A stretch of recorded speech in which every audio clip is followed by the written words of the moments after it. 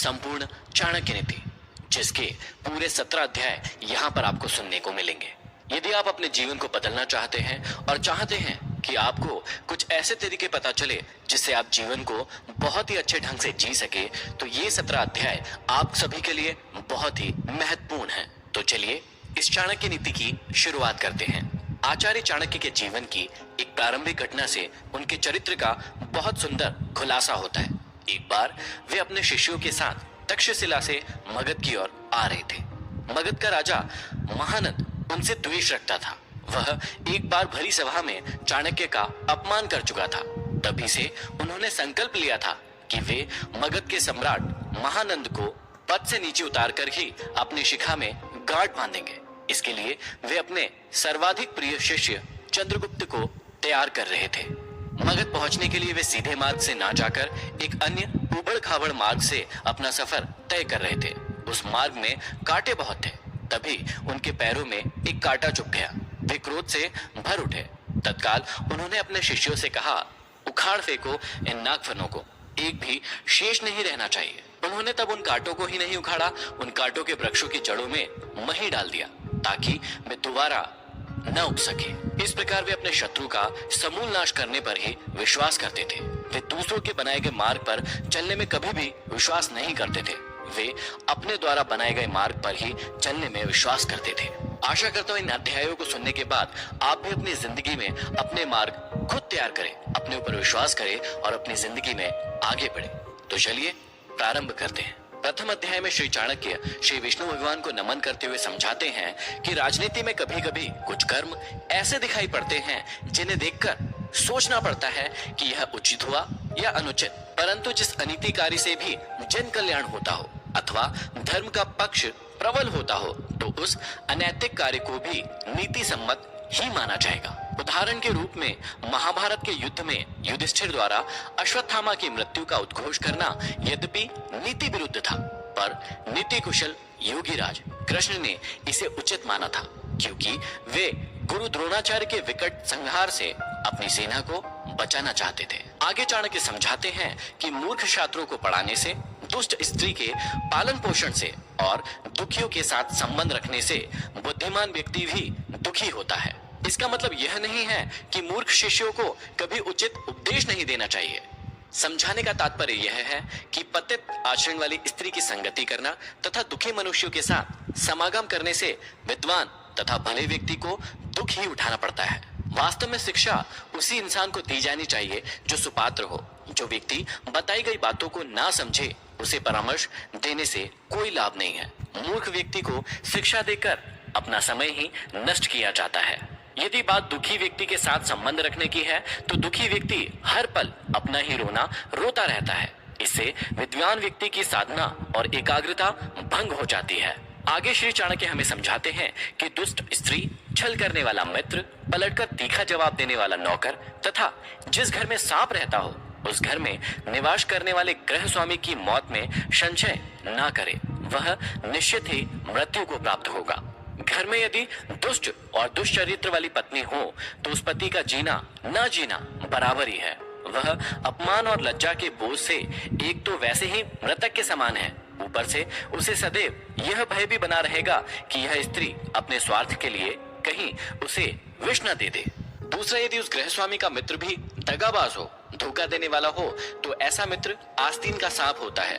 वह कभी भी अपने स्वार्थ के लिए उस गृह स्वामी को ऐसी स्थिति में डाल सकता है जिससे उबरना उसकी सामर्थ्य से बाहर की बात होती है। तीसरा, घर में यदि नौकर बदजुबान हो, बात बात में झगड़ा करने वाला हो, पलटकर तीखा जवाब देने वाला हो, तो समझ लेना चाहिए कि ऐसा नौकर निश्चित रूप से घर के भेद जानता है, और जो घर के भेद जान लेता है वह उसी तरह से घर बार का विनाश कर सकता है जैसे विभीषण ने घर में भेद करके रावण का विनाश करा दिया था।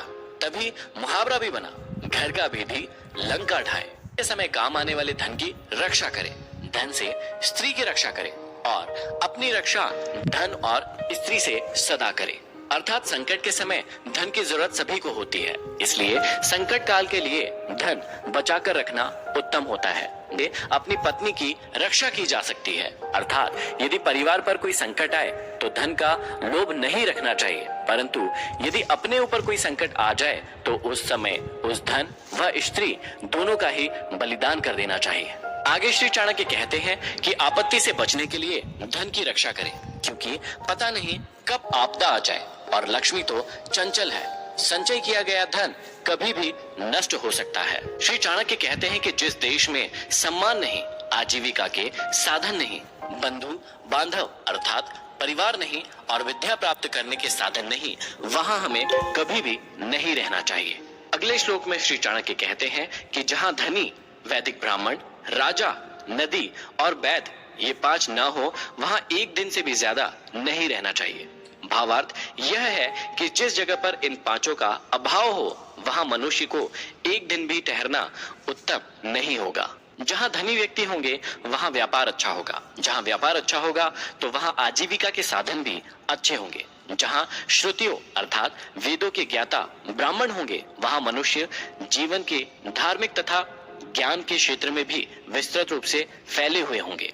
जहां स्वच्छ जल की नदियां होंगी वहां जल का अभाव नहीं रहेगा, और जहां कुशल वैद्य होंगे वहां बीमारी पास में नहीं आ सकती। आगे श्री चाणक्य कहते हैं कि जहां जीविका, भय, लज्जा, चतुराई और त्याग की भावना ये पांच चीज ना हो, वहां के लोगों का साथ कभी ना करें। श्री चाणक्य कहते हैं कि जिस स्थान पर जीवन यापन के साधन ना हो, जहां सदैव भय की परिस्थिति बनी रहती हो, जहां लज्जाशील व्यक्तियों की जगह बेशर्म और खुदगर्ज लोग रहते हो, जहां कला कौशल और हस्तशिल्प का सर्वदा अभाव हो और जहां के लोगों के मन में जरा भी त्याग और परोपकार की भावनाएं ना हो, वहां के लोगों के साथ ना तो रहें और ना ही उनसे कोई व्यवहार रखें।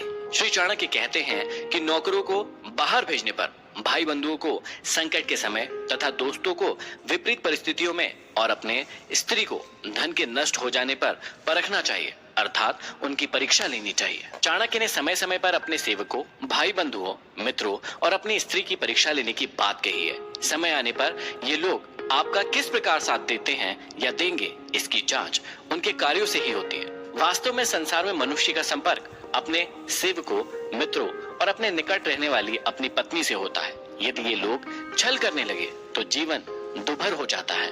इसलिए समय समय पर इनकी जांच करना जरूरी है कि कहीं ये आपको धोखा तो नहीं दे रहे हैं। आगे समझाते हैं कि बीमारी में, विपत्ति काल में, अकाल के समय, दुश्मनों से दुख पाने या आक्रमण होने पर, राज दरबार में और शमशान भूमि में जो साथ रहता है वही सच्चा भाई बंधु अथवा मित्र होता है। श्री चाणक्य समझाते हैं कि जो अपने निश्चित कर्मों तथा वस्तु का त्याग करके अनिश्चित की चिंता करता है, उसका अनिश्चित लक्ष्य तो नष्ट हो ही जाता है, निश्चित भी नष्ट हो जाता है। किसी ने सही कहा है, आधी को छोड़ सारी को धावे, आधी मिले न पूरी पावे। जो व्यक्ति अपने निश्चित लक्ष्य से भटक जाता है, उसका कोई भी लक्ष्य पूरा नहीं हो पाता है। अर्थात भाव यही है कि आदमी को उन्हीं कार्यों में अपने हाथ डालना चाहिए जिन्हें वह पूरा करने की सामर्थ्य रखता हो। आगे श्री चाणक्य कहते हैं कि बुद्धिमान इंसान को अच्छे कुल में जन्म लेने वाली कुरूप कन्या से भी विवाह कर लेना चाहिए, परंतु अच्छे रूप वाली नीच कुल की कन्या से विवाह नहीं करना चाहिए, क्योंकि विवाह संबंध समान कुल में ही श्रेष्ठ होता है। लंबे नाखून वाले हिंसक पशुओं, नदियों, बड़े बड़े सिंग वाले पशुओं, शस्त्रधारियों, स्त्रियों और राज परिवारों का कभी भी विश्वास नहीं करना चाहिए।